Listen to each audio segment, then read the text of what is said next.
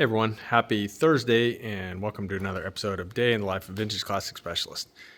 So, had the shop to myself for most of today and then Mr. Jacob came in after school. So, let me talk about what I did today here. So, I did work for a little while this morning on the 67 Beetle here and did a couple things. One is this car has a very nice original glove box. So it's their kind of, I don't know, they're made out of some kind of paper. I don't know what, I'm not sure what I would actually call that material. It's like a paper board stuff. And so usually these things are garbage because, you know, if they get wet significantly or anything like that, they deteriorate and come apart pretty easily. But somehow this one was really, really nicely preserved.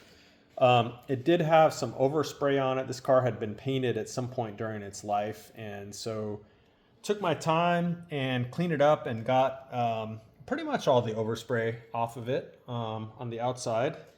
And then on the inside, so these do have, they have almost like a felt velour on the inside. It's got a very, I don't know, like a very short, furry velour, I guess. Texture, and also really, really nice. There are some little like scuff marks on it, but other than that, I pretty much just gently blew it out with air, and look at that, amazing, so nicely preserved. So put that on, and then went ahead and also put on the glove box door and its spring here. I still need to get the little bumpers that stop the glove box. So right now, if you close it, it doesn't come open when it latches because it really needs the bumpers for that to work correctly. But it's all working great other than putting those on. So that was kind of a fun little project, just putting this on and getting it all lined up and stuff. The next thing I did was I went ahead and put on, so we use for anti-rattle on the door remote rod, we actually just use a little piece of carpet. So it's just some scrap German square weave carpet. We glue it to the door there, and that keeps the rod from rattling around on there when you open it. So did those on both sides and went ahead and installed the remotes here, and they're working great. So let's see, did that, and what else did I do on this car? I think those were kind of the main things that I did on it. I did also, well, let me talk about this one for a minute. So Mr. Andy, thank you for coming by today. So the owner from Hawaii, his name is Andy. He came by today. We hung out, checked out his beautiful 54 right-hand drive combi bus here, and yeah, I went and grabbed some lunch together. So Andy, thank you so much for coming by. Good seeing you, hanging out with you. Thanks for coming over from the island, and thanks again for lunch, all that good stuff. And yeah, so Andy's going to be in town for the weekend. He's going to hit up a bunch of the shows and stuff like that. He's going to hit up a baseball game in LA with his buddy who also is coming into town from Hawaii. So yeah, spent some time with him kind of going over the progress on his bus and the things that are coming up next on it and so on. So it's good to get him up to speed, although he does watch the videos. So like all my customers who watch the videos, they pretty much know in real time pretty much what's going on with their project. So kind of a cool thing, I guess, with making these videos is makes it very easy for customers to keep track of their projects. I know this gentleman watches it, and so he's seeing his car come together also, you know, in real time essentially. And I believe that this guy is also watching. So yeah, he watches pretty regularly. So yeah, it actually ends up being a really great way for people to keep track of their vehicles. He also watches it at least sometimes, I think. I'm not sure if he watches religiously, but he definitely sees it often, I think.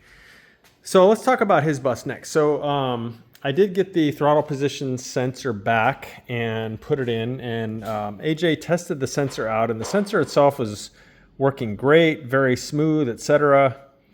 And I checked the wires to the extent that I could on the wiring harness, and they seemed fine. So put it all back together and took it for a drive, and it's still doing that kind of weird thing where the throttle position sensor would go from reading 0 at idle, which is what it's supposed to do, to magically reading 8.6 at idle. And then it started idling like at a high idle kind of randomly, and then I was having a hard time getting it started, just a whole bunch of stuff. So I spent some time with AJ on the phone with him kind of giving me some direction as far as troubleshooting it. And the thing that we realized was that I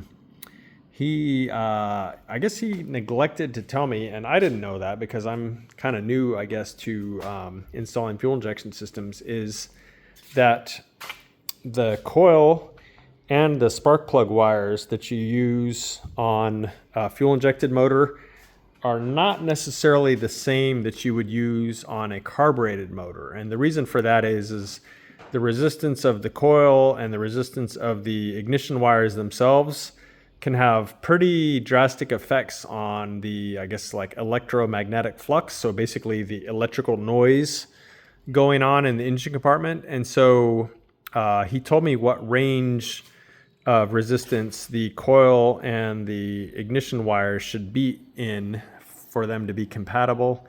And I measured them, and sure enough, they are not in the correct range that they should be. So again, this is kind of news to me. And so AJ is actually going to help me get the proper coil and ignition wires. And based on what the car is doing and how those sensors act when the key is on but the motor is not running versus how it's acting when it's running, we're actually pretty sure, pretty confident, dare I say, that what's going on is just an electromagnetic flux or electrical noise issue caused by the coil and the ignition wires being essentially incompatible with the fuel injection system. So he's gonna again get me those the coil and the wires, I think tonight.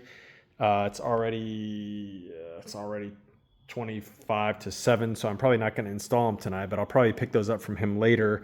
And then first thing in the morning, swap those components out. And then I'm pretty sure, again, fingers crossed, that that's going to clear up the issues, because I think it's just an electrical noise issue. It's a bit weird to not be, and again, the fact that it's seems to be having the issue when the motor's running, but not when it's not running. We're pretty sure that's it. So fingers crossed that that's it, because yeah, we need to finish this puppy up, put some miles on it, and get this bitch and beast to its owner. So yeah, there's definitely light at the end of the tunnel. So just some kind of troubleshooting here.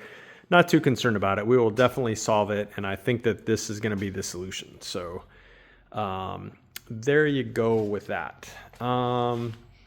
What Jacob did today is a couple things. One is, so these are for the 67 Beetle. These two channels, which go on the doors that the felt channel runs through. So these go inside the door, about right here, and that's what the felt channel for the window runs all the way down there. They had overspray on them again from when this car was painted at some point, and even though these are completely 100% hidden inside the door, it was still bugging me that they had red all over them. So I said, you know what, Jacob, please just go ahead and paint these. So they're painted now. He had previously cleaned them, but yeah, that red overspray was still showing all over them. So now they look beautiful and new, essentially, in really great shape. So he did that. And then on the vent window assemblies, he did drill out the rivets where the vent windows pivot on those, which you have to do to put in new seals. So he drilled those out and then got these disassembled. So that's a big help, because now I need to go ahead and disassemble the glass from these frames and then put those together with new seals, and then, you know, kind of start assembling all this back with new seals. Got the seal kit with all this stuff from Wolfsburg West, so that will all go back together.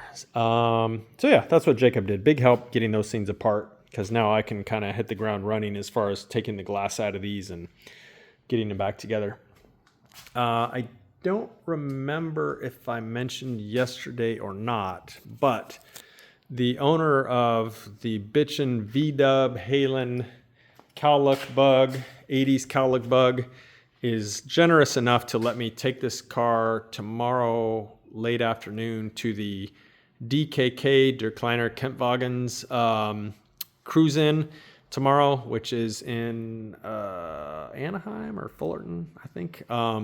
Anyway, that is happening tomorrow, and he's generously allowing me to take his car up there to that show. So that should be a lot of fun. That's going to be pretty much the public debut of this car, and it is going to be at a show put on by a bunch of cowlick guys. So yeah, I think the car is going to be well received. And if it's not, that's okay, because the owner loves it and I love it too, because what's not to love? I mean, how fun is that?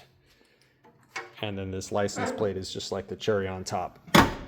So yeah, that's happening. So if anyone, any of you local guys are at the DKK show tomorrow afternoon, come and find me. You'll see me, lanky, blonde guy wearing a shirt with that logo on the back. And so yeah, come up and say hi. And yeah, so hopefully I'll see and meet some of you guys there. That is pretty much it for today then, guys. So thank you guys for watching, and I guess we'll see you again tomorrow.